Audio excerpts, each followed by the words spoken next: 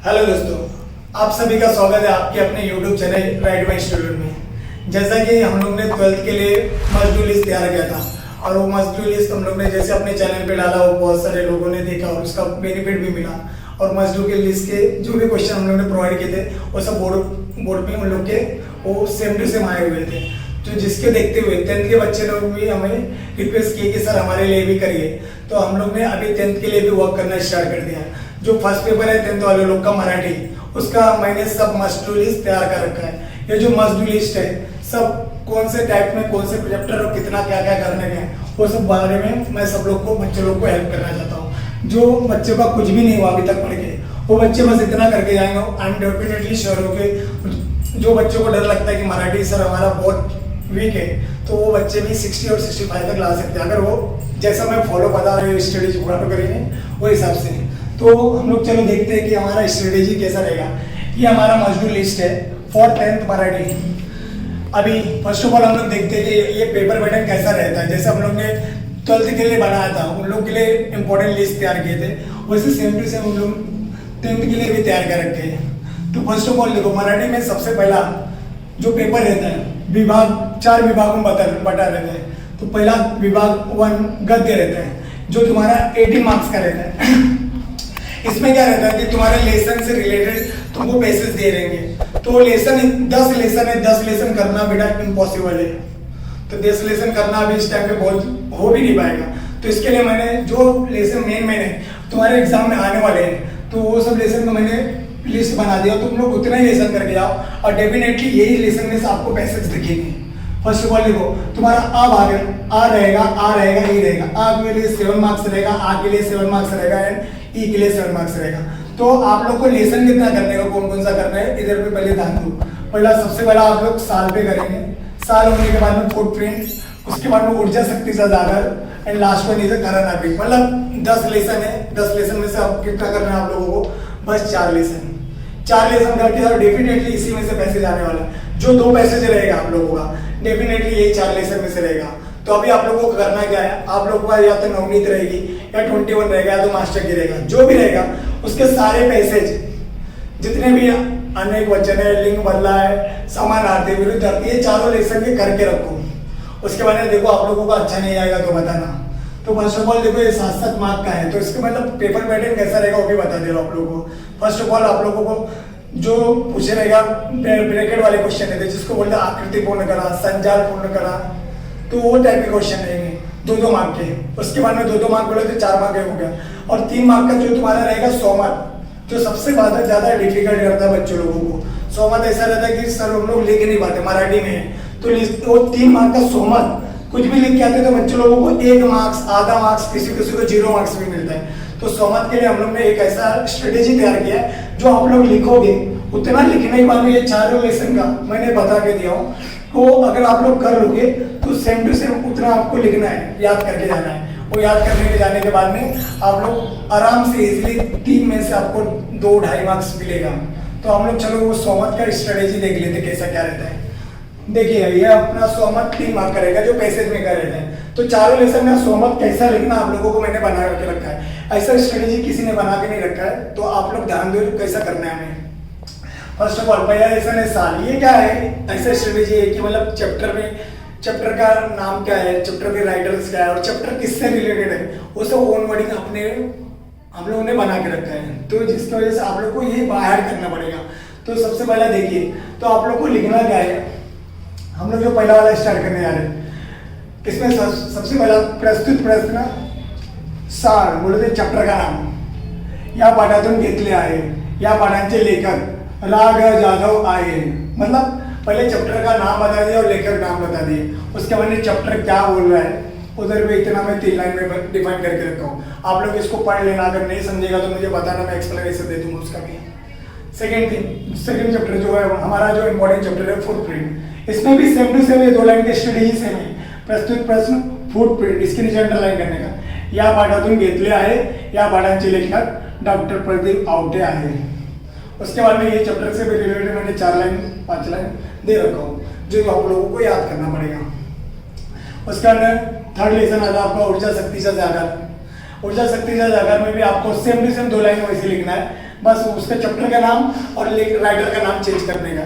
जैसे प्रस्तुत प्रश्न, ऊर्जा शक्तीचा जागर या पाठातून घेतली आहे, या पाठांचे लेखक डॉक्टर रघुनाथ माशेलकर आहे। उसके बाद में आपको ये जो 4 लाइन है आपको बाहर करने का है। लास्ट वन इज खरा नागरिक।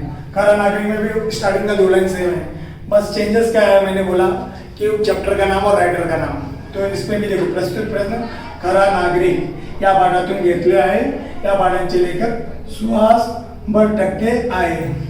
बस इतना ध्यान रखने का। बाकी का 3 लाइन जो 4 लाइन दिया है वो चैप्टर से रिलेटेड दिया गया कि चैप्टर में क्या लेखक ने बताया गया। फर्स्ट ऑफ ऑल इतना लिखने के बाद में बेटा आप लोगों को अभी करना क्या है, तो जो भी पैसेज दिए रहेगा पैसेज में से 5-6 लाइन लिख देने का।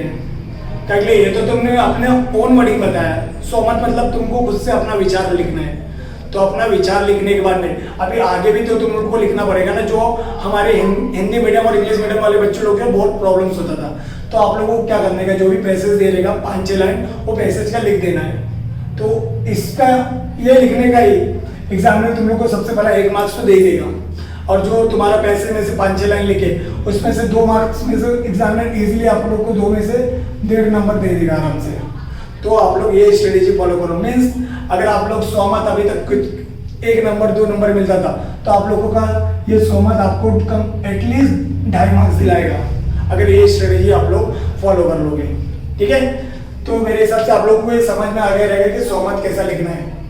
उसके बाद में दोनों और दोनों में ही 100 मत आएंगे आपको, 2-2 मार्क 3-3 मार्क के। तो मैं वो चारों चैप्टर का मैंने बना के दे दिया, जिसमें से 2 पैसेज ही आने वाले 2 चैप्टर के। उसके अंदर एक चैप्टर जो रहेगा 4 मार्क का अपठित गति। अपठित गति बोले तो एकदम नॉर्मल भाषा में जो आप लोग बात करते हैं वो अनसीन पैसेज है। अनसीन पैसेज मतलब क्या रहता है, तो जो आपसे चैप्टर से रिलेटेड आपके बुक के रिलेटेड नहीं रहेगा। तो बुक के रिलेटेड नहीं है तो आपका जो भी पूछा रहेगा उस पर क्वेश्चन एकदम इजी दिया रहेगा, आपको मिलता रहेगा। जो क्वेश्चन पूछ रहा है उधर लाइन टू लाइन ऐसे दिया रहेगा, कुछ कंफ्यूजिंग नहीं रहेगा। आराम से देखोगे, आराम से पढ़ना, उसको देखना वो लाइन किधर गया है किधर भूला गया है, तो आप लोग देखोगे तो आराम से आपको क्वेश्चन का आंसर उसका मिल जाएगा आपको। तो ये जो स्ट्रेटेजी है अपना विभाग का जो 18 मार्क्स दिलाने वाला है अपना, हम लोग को ऐसा फॉलो करने का है। ठीक है, नेक्स्ट हम लोग चलो देखते हैं अभी विभाग 2 का। विभाग 2 क्या बोलता है अपने को, पद्य के बारे में। पद्य बोले तो पोएम। पोएम में भी अपने को 8-9 लेसन है आई थिंक। तो माने हम लोग उसमें से भी हम लोग ने कितना लेसन करने का, पूरा करना तो पॉसिबल नहीं है। तो इसकी वजह से हम लोग ने क्या किया, 2 पोएम के भी 2 पार्ट रहते हैं। एक तो पैसेज रहता है, एक तो पोएम अप्रिसिएशन रहता है जो 16 मार्क का रहता है। मतलब पैसेज में तुमको 8 मार्क का है, पोएम अप्रिसिएशन में तुमको 8 मार्क का है। तो आप लोगों को क्या करने का, पैसेज के लिए 2 चैप्टर है, एक तो 2 दिवस, दूसरा हिरवेगार झाडासारखा, और पोएम अप्रिसिएशन जिसको हम लोग मराठी में रस ग्रहण बोलते हैं, वो आपके लिए 3 लेसन है। अंकिला दास तुझा, औषध, स्वप्न करू साकार। डेफिनेटली ये 5 लेसन जो है आप लोगों को पोएम में अच्छे से तैयार करके जाना है, जो आप लोगों को इजीली 16 मार्क्स दिलाएगा। और इसके नीचे देखो मैं लिख के रखा समानार्थी 4 मार्क, मतलब तुम्हारे पैसेज में और तुम्हारे पोएम अप्रिसिएशन में 2 मार्क्स इधर पे समानार्थी के चांसेस है और 2 मार्क इधर पे रहते ही है। मतलब समानार्थी तुम्हारा बस कितने मार्क का आ जाएगा, 4 मार्क का। तो मतलब ये टाइम पे मतलब गद्य विभाग में समानार्थी पे भी आप लोगों को ज्यादा ध्यान देने का है। समानार्थी बोले तो 4 मार्क्स अपना कैरी कर रहे हैं। ठीक है, आगे देखते हैं हम लोग विभाग 3 पे। विभाग 3 क्या बोलता है, स्थूलवाचक के बारे में। और स्थूलवाचक में भी अपने को 4 लेसन दे के रखा गया जो आप लोगों को पूरा करना इम्पॉसिबल है। स्थूलवाचक में मैंने इसके लिए आप लोगों के लिए क्वेश्चन बना के रखा कि इतना क्वेश्चन आपको बाय हार्ट करके आने का है। इसका कोई पैसेज नहीं आएगा कि आप लोग जैसे पैसेज में से ढूंढ लो मिल जाए, ऐसा नहीं रहता। इसको आपको बेटा रटना पड़ेगा, समझ के रटना पड़ेगा। अगर नहीं हो रहा तो अभी ये मूवमेंट आ गया कि अभी तुम लोग को रात दिन लगा दो, जी जान लगा दो, और यही जो 6 क्वेश्चन दिया यही 6 क्वेश्चन में से आपको आने वाला है, जो कितने मार्क का है, 6 मार्क का है। 6 मार्क का एक और करेगा, जो 6 मार्क में से आपको 2 ही अटेंड करने का, 3 दिए रहेगा 2 अटेंड करना रहेगा। तो 3 में से 2 जो दिए रहेगा वो 3 जो क्वेश्चन है वो तीनों ये 6 में से रहने वाला है। तो आप ये 6 क्वेश्चन तैयार कर लो, आपका डेफिनेटली स्थूलवाचक कवर हो जाएगा। चलो 6 क्वेश्चन कौन सा दिया उसको भी मैं बता दे रहा हूँ, आपको एक साथ में डिस्कस कर लेगा। सबसे पहले यही ऑर्डर फॉलो करना सब लोग। कुछ भी मत पढ़ना, मतलब पहला तुम लोग मन किया छठा पढ़ लो, पांचवा पढ़ लो, वो करने की जरूरत नहीं। ऑर्डर जैसा दिया वही पहला ये याद करो फिर ये याद करो, ऐसे याद करना है आप लोगों को। सबसे पहला आप लोगों को कौन सा याद करना है, विपत्ति को संचय कार्य, डेफिनेटली आने वाला बोर्ड में, तो आप लोग पहला यही पढ़ना। दूसरा bark, third one sky is the limit and fourth one is a doctor Homi Bhabha. ठीक आहे, पाचवा हम लोग देखेंगे सूर्य आणि पडती त्याच्यामधील संवाद तुमच्या कल्पनेने लिहा। आणि 6 जो अपना लास्ट वन है, मेटलाइजिंग प्रक्रियेवर काम ना होणार मागाची काढणे। ये जो 6 क्वेश्चन है जो कर लिया डेफिनेटली उसका 6 मार्क्स हो जाएगा। 6 क्वेश्चन पूरे बुक में से बस 6 क्वेश्चन है, तुम लोग के लिए स्टूल वचन के लिए निकाल के रखा हूँ। उसके बाद में हमारा विभाग 3 होने के बाद में हम लोग विभाग 4 पे देखेंगे, जिसको बोला जाता है भाषाभ्यास, जिसको नॉर्मल भाषा में बोला जाता है व्याकरण और बोला जा सकता है ग्रामर्स, जो तुम्हारा 16 मार्क्स करता है। ये 16 मार्क्स आपको कहीं जाना नहीं चाहिए, इसको एकदम अच्छे से करके लो। मराठी हार्ड नहीं है, मराठी आप लोगों को 80 मार्क का है तो 75 तक भी दिला सकता है, 60 तक भी दिला सकता है, 65 तक भी दिला सकता है, डिपेंड अपॉन योर वर्क। अगर तुम लोग अच्छे से वर्क करोगे, इसका जो ग्रामर सेक्शन है, पोएम अप्रिसिएशन बहुत इजी है, और मैंने आप लोगों के लिए जो चैप्टर्स है वो भी बता दिया। आप लोगों को पूरा पढ़ने की अब जरूरत भी नहीं है, बस थोड़ा सा ध्यान लगाने का है। तो देखो अभी विभाग 4 में क्या करने का है। सबसे पहले आपको कौन कौन सा ग्रामर पूछेंगे, पहला वाक्यांचे प्रकार, पहले तो विधानार्थी है, आज्ञार्थी है, प्रश्नार्थी, आप लोगों को वो पता रहना चाहिए। सेकेंड थिंग, उसको कैसा लिखना है, विधानार्थी कैसा लिखना, बच्चों लोग को लिखने नहीं आता, तो वो लिखने की प्रैक्टिस करो आप लोग। अगले एग्जामिनर क्या करता है कि तुमको पहचानना आ गया, तुमको लिखने नहीं आएगा, स्पेलिंग मिस्टेक होगा, मार्क्स काट लेगा, तो उस पर ध्यान देने का है। सेकेंड थिंग, वाक्य रूपांतरण। वाक्य रूपांतरण मतलब आपको क्वेश्चन दे रहे आज्ञार्थी में, बोलेगा विधानार्थी में बदलो, तो ऐसा रहेगा, मतलब उसको आपको वाक्य को चेंज करना है, मतलब आज्ञार्थी दिया तो विधानार्थी करो, प्रश्नार्थी दिया तो आज्ञार्थी करो, वो डिपेंड करता है, कुछ भी पूछ सकते हैं। इजी है, थोड़ा प्रैक्टिस करो वो हो जाएगा। थर्ड वन इज वाक्य उपयोग, मतलब मुहावरे जिसको बोलते हैं, तो तुम लोग को उसको बारे में बताने का। फोर्थ समानार्थी, फिफ्थ विरुद्धार्थी, ये सब तो आप लोगों को पता रहेगा। 6 है अपना शब्द समूह बदल एक शब्द, मतलब एक लाइन दे रहेगा, उसका एक वर्ड में आप लोग को लिखने का आंसर। 6 हो गया। 7 अनेक वचन लिया, मतलब उसका कोई भी एक सेंटेंस एक वर्ड दे देगा, उसका अनेक वचन लिख के लिखने का आप लोगों को। और ये अपना 7 8 है लेखा नियमानुसार लिया, मतलब लेखक में कुछ भी एक सेंटेंस देगा, उसमें कुछ चूक रहेगी, मतलब कुछ गलती रहेगा, वो गलती को आपको सुधारना है। ठीक है, आगे विराम चिन्ह उपयोग कर, मतलब एक सेंटेंस दे देगा, उसके अंदर कहाँ पे विराम चिन्ह कौन सा लगने वाला है उसको आपको देखने का है, कि मतलब यहाँ पे फुल स्टॉप लगेगा कि सिंगल इन्वर्टेड कॉमा लगेगा, डबल इन्वर्टेड कॉमा लगेगा, तो आप लोगों को उसका तैयारी करना पड़ेगा। ठीक है, उसका हमने लास्ट 10th वन इसे विराम चिन्ह पढ़ना। विराम चिन्ह आप लोगों को पढ़ना पड़ेगा, पूर्ण विराम है, अर्ध विराम है, स्वप्न विराम है, सब आप लोगों को पढ़ना पड़ेगा। और प्लीज इसको लिख के पढ़ना, ताकि स्पेलिंग मिस्टेक होगी एग्जाम में मार्क्स काटेगा। ये हमारे हाथ का मार्क्स है, जो 16 में से 16 आप लोग ले सकते हो इजीली। लास्ट वन हम लोग बात कर लेते हैं विभाग 5 के बारे में। ये जो तुम्हारा है उपयोजित लेखन, उपयोजित लेखन में 3 पार्ट में डिवाइड किया गया है, और ये उपयोजित लेखन 3 पार्ट में कैसा अपने को करने का, देखो पहले ध्यान दो। पहले आपको लेटर्स पूछेगा, जो पत्र रहते हैं, पत्र भी 3 टाइप के रहते हैं, एक तो मांगनी पत्र, एक तो विनती पत्र, एक तो अभिनंदन पत्र। अभी क्या रहता है, मांगनी और विनती पत्र ये दोनों एक साइड में रहता है, अभिनंदन एक अलग साइड में रहता है। तो आप लोगों को हमेशा मांगनी या तो विनती करना पड़ेगा, हमेशा ये अटेंड करना। ठीक है, बिकॉज ये ज्यादा कैरी करता है मार्क्स। और उसका ऑप्शन में रहेगा आपको सारांश लेखन, मतलब या तो आप पत्र लिखो या तो सारांश लिखो। मैं आप लोग को सजेस्ट करूंगा कि हमेशा पत्र लिखना, बिकॉज पत्र पे आपको हर स्टेज पे मार्क्स है, इसके लिए हमेशा कभी भी बेटा सारांश पे मत जाना, हमेशा पत्र पे जाना। ठीक है, चलो आगे देखते हैं। आ पाठ में भी 3 टाइप्स है, जिसमें जाहिरात, बातमी, कथा लेखन। जाहिरात लेखन को अपने भाषा में बात करूंगा तो एकदम इजी वर्ड में, तो इसको बोला जाता है एडवर्टाइजमेंट। बातमी लेखन को डायलॉग राइटिंग, एंड कथा लेखन को स्टोरी राइटिंग। मतलब यहाँ पे आ पाठ में आप लोग को 3 दिए गए, लेकिन करना कितना है, 2 करके, और ये 2 कितने मार्क का है, 10 मार्क्स का है। ठीक है, मतलब मैं आप लोग को रिकमेंड करूंगा, आप लोग पहला तो जाहिरात एक तो फिक्स करो, जाहिरात बहुत ईजी है, आराम से कर लोगे। उसके बाद में आपको जैसा सुटेबल लगेगा, बातमी अगर अच्छा लगे तो बातमी भी कर सकते, बहुत बच्चे लोग कथा लेकर भी कर सकते हैं। डिपेंड अपॉन यू, कैसा आप लोग को जो इजी लग रहा है वो उस पे जाओ आप, ठीक है। एंड लास्ट वन हम लोग देखते हैं ई पार्ट। ई पार्ट में अपने को 3 दिया गया है, एक तो दिया प्रसंग लेखन, एक तो दिया आत्मकथन एंड थर्ड वन दिया वैचारिक लेखन। तो ये जो ई पार्ट है ये आप लोगों का 8 मार्क्स का है।